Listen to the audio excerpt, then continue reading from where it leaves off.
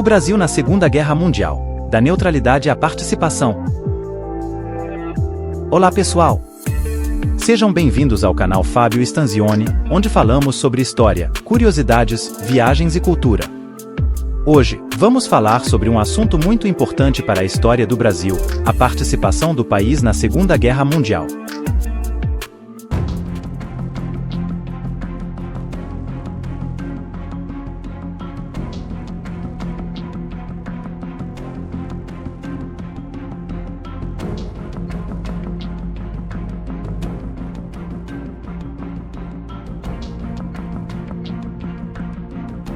A Segunda Guerra Mundial foi um conflito global que durou de 1939 a 1945. Opôs os aliados, liderados pelos Estados Unidos, Reino Unido e União Soviética, contra as potências do eixo, lideradas pela Alemanha, Itália e Japão.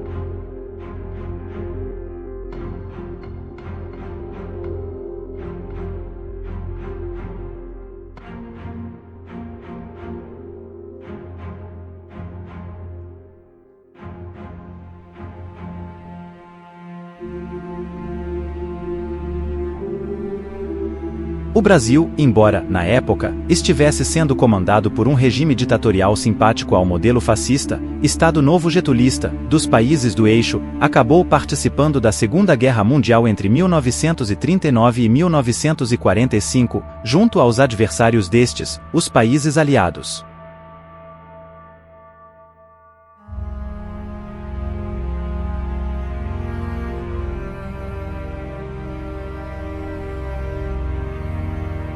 O Brasil, inicialmente, adotou uma postura de neutralidade no conflito. No entanto, uma série de fatores, como o torpedeamento de navios brasileiros por submarinos alemães, o rompimento das relações diplomáticas com o eixo e a pressão popular, levaram o país a declarar guerra aos países do eixo em 1942.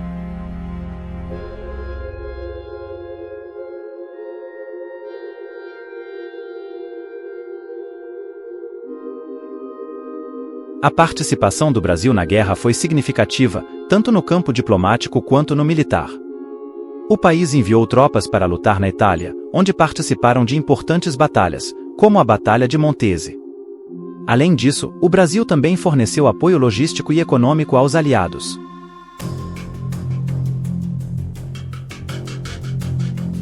A participação do Brasil na Segunda Guerra Mundial teve um impacto profundo na história do país. O conflito contribuiu para o fortalecimento da democracia no Brasil, a consolidação da posição do país como potência regional e a aproximação do Brasil dos Estados Unidos.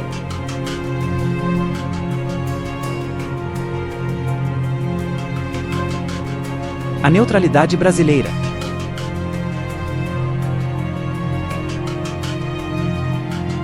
No início da Segunda Guerra Mundial, o Brasil adotou uma postura de neutralidade. O governo de Getúlio Vargas acreditava que o país não tinha interesse em participar do conflito. Além disso, Vargas temia que uma participação brasileira na guerra pudesse levar a uma divisão interna no país. A neutralidade brasileira, no entanto, foi criticada por setores da sociedade brasileira.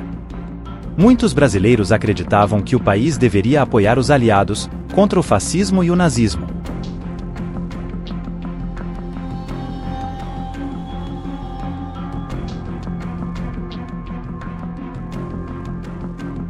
O torpedeamento de navios brasileiros. Em agosto de 1942, o navio mercante brasileiro Almirante Maximiano foi torpedeado por um submarino alemão no Atlântico Sul. O ataque resultou na morte de 102 pessoas. O torpedeamento foi um dos fatores que contribuíram para a mudança da postura brasileira em relação à guerra. O governo brasileiro rompeu as relações diplomáticas com a Alemanha e declarou guerra aos países do eixo. Durante o conflito, outros navios brasileiros também sofreram naufrágios, a maioria por abauroamento ou encalhe. Porém, outros casos nunca ficaram esclarecidos, como por exemplo, o desaparecimento do Santa Clara, próximo às Bermudas, em 15 de março de 1941, e o afundamento do Cisne Branco, em 27 de setembro de 1943.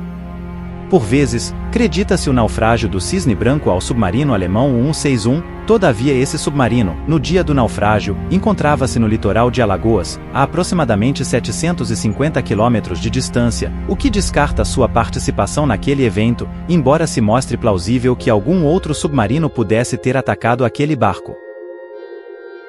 Após o afundamento dos navios brasileiros e da contabilização de um elevado número de mortos, ocorreram em várias cidades violentas manifestações populares contra imigrantes originários dos países do eixo, especialmente alemães, japoneses e italianos. Em muitas cidades brasileiras ocorreram episódios de depredações de estabelecimentos comerciais pertencentes a imigrantes vindos de países que faziam parte do eixo, e até tentativas de linchamento de tais pessoas. Após a entrada do Brasil na guerra, muitos desses imigrantes passaram a ser vigiados pelas autoridades brasileiras como parte dos conflitos envolvendo o fronte interno da guerra. O Brasil foi palco de intensa atividade de espionagem durante a guerra, e muitos imigrantes que não falavam português foram considerados suspeitos de espionagem. Também foi em meio a este processo que jornais impressos em língua estrangeira e programas de rádio nas línguas dos países do eixo foram proibidos no Brasil. Foi nessa época que o governo brasileiro criou prisões para estrangeiros suspeitos de atividades antibrasileiras, especialmente alemães, italianos e japoneses, que serviam ainda para os prisioneiros feitos entre tripulantes de embarcações alemãs capturadas ou avariadas no litoral brasileiro. A preocupação do governo brasileiro era claramente ligada ao uso que as potências do eixo estavam fazendo dos laços que possuíam com os imigrantes e seus descendentes brasileiros, na medida em que países como Alemanha, Itália e Japão tentavam mobilizar e manipular seus emigrantes no exterior a seu favor na guerra. A propaganda de guerra no fronte interno chegou a ser tão bem sucedida no caso japonês, que, após o fim do conflito, 80% dos 200 mil imigrantes japoneses e descendentes que viviam em São Paulo acreditavam que o Japão havia vencido a guerra. A participação militar brasileira. Apesar de meses dos torpedeamentos de navios mercantes brasileiros, é apenas após o povo ir às ruas exigir a declaração de guerra à Alemanha nazista e à Itália fascista, que o governo brasileiro, por meio do decreto número 10.358, de 31 de agosto de 1942, reconhece o estado de guerra entre o Brasil e as potências do eixo em agosto de 1942. Sendo na época, um país com uma população majoritariamente analfabeta, vivendo no campo, com uma economia com foco principal voltado para a exportação de commodities, uma política internacional tradicionalmente isolacionista com eventuais alinhamentos automáticos contra perturbadores da ordem e do comércio internacionais, sem uma infraestrutura industrial, médico, educacional que pudesse servir de sustentação material e humana ao esforço de guerra que aquele conflito exigia, o Brasil não apenas se viu impedido de seguir uma linha de ação autônoma no conflito, como encontrou dificuldades em assumir mesmo um modesto papel Em junho de 1944, o Brasil enviou tropas para lutar na Itália, onde participaram de importantes batalhas, como a Batalha de Montese. A participação brasileira na Itália foi um sucesso, e as tropas brasileiras foram elogiadas por seus aliados. No total, o Brasil enviou cerca de 25 mil homens para lutar na Segunda Guerra Mundial. Os brasileiros lutaram na Itália, França, Alemanha e África.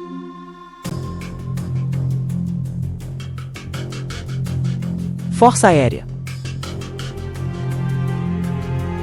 Teve grande destaque o apoio oferecido pelo Brasil aos aliados, através do primeiro grupo de aviação de caça criado em 18 de dezembro de 1943.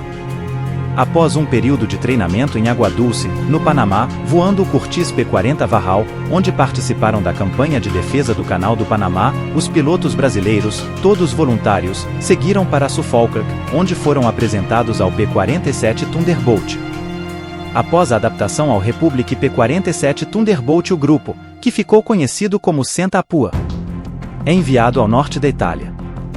O início das operações deu-se em 31 de outubro de 1944, no aeródromo de Tarquínia, depois se mudou para Pisa, mais perto da linha de ação, onde o grupo permaneceu até o fim da guerra, ficando subordinado ao Fighter Group, onde recebeu o codinome Jambok. Em 10 de fevereiro de 1945, uma esquadrilha do primeiro grupo, voltando de uma missão, descobriu uma grande concentração de caminhões, destruindo 80 deles e 3 edifícios. Em 20 de fevereiro o grupo AFEB na conquista de Monte Castelo. Em 21 de março, mais uma vitória, no ataque a uma oficina de conserto de ferrovia, no Vale do Pó, um impacto direto destruiu 4 edifícios e no voo de regresso destruíram 3 Savoia Marchette SM.79, no campo de Gallarate. O grupo era constituído inicialmente por 4 esquadrilhas, nas cores vermelha, letra pintada no avião, amarela B, azul C e verde D. Posteriormente, devido ao grande número de baixas na esquadrilha amarela, passaram a ser apenas 3.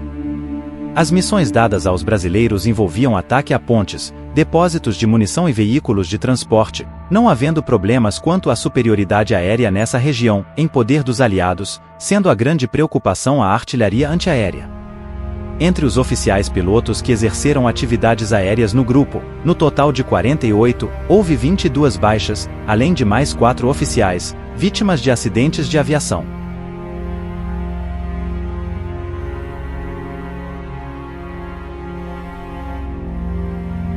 O apoio logístico e econômico. Além da participação militar, o Brasil também forneceu apoio logístico e econômico aos aliados. O país enviou alimentos, minérios e outros produtos para os países aliados. O apoio brasileiro foi importante para o esforço de guerra dos aliados. O Brasil foi o maior fornecedor de borracha natural para os Estados Unidos durante a guerra. O impacto da guerra no Brasil. A participação do Brasil teve um impacto profundo na história do país. O conflito contribuiu para o fortalecimento da democracia, a consolidação da posição do país como potência regional e a aproximação do Brasil dos Estados Unidos. A guerra também levou a uma série de mudanças na sociedade brasileira. O conflito contribuiu para a industrialização do país e para a modernização das Forças Armadas brasileiras. A participação na Segunda Guerra Mundial foi um momento importante na história do país. O conflito contribuiu para a consolidação do Brasil como uma potência regional. No entanto, mal terminada a guerra, temendo uma possível capitalização política da vitória aliada por membros da FEB, Força Expedicionária Brasileira, dada a contribuição desta mesma, mesmo que modesta, decidiu o governo brasileiro desmobilizá-la oficialmente ainda em solo italiano. A seus membros, no retorno ao país, foram impostas restrições. Os veteranos não militares, que deram baixa ao retornar, foram proibidos de utilizar em público condecorações ou peças do vestuário expedicionário, enquanto os veteranos militares, profissionais foram transferidos para regiões de fronteira ou distantes dos grandes centros. A partir de outubro de 1945, formaram-se as primeiras associações de ex-combatentes. O não planejamento por parte das autoridades militares brasileiras da época, em relação a uma política de assistência e reintegração social de seus veteranos, em especial a grande maioria de civis sem alta qualificação profissional, colaborou para o crescimento de tais associações que, a partir da desvinculação deste objetivo do órgão público que havia sido criado para tal, a LBA, passaram a funcionar como único ponto de apoio social para os veteranos.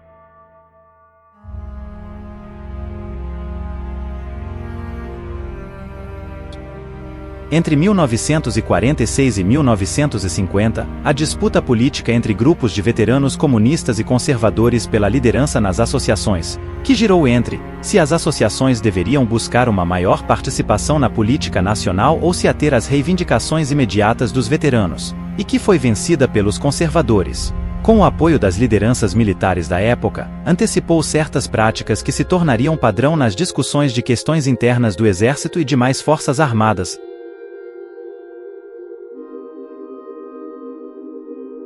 Uma pensão aos veteranos que suprisse a sobrevivência veio apenas em 1988, com a Constituinte de 1988, quando todos os veteranos brasileiros sobreviventes da Segunda Guerra passaram a ter direito legal a uma compensação especial, equivalente à pensão deixada por um segundo-tenente do Exército.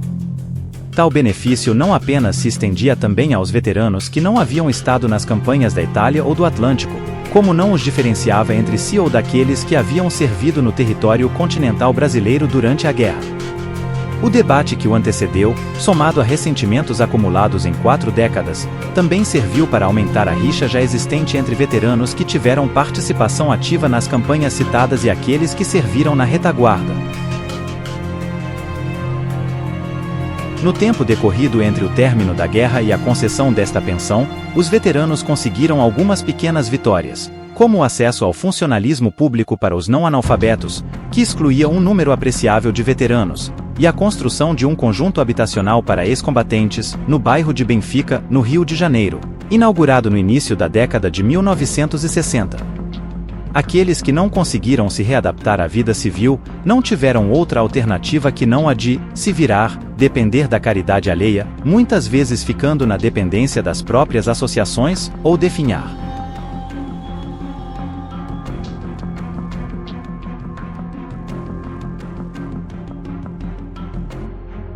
Obrigado por assistirem. Se vocês gostaram deste vídeo, não esqueçam de se inscrever no canal Fábio Stanzioni, curtir, compartilhar e comentar. Além disso, não deixem de assistir aos outros vídeos do canal, que se destinam à história, curiosidades, viagens e cultura. Aguardamos vocês nos próximos vídeos.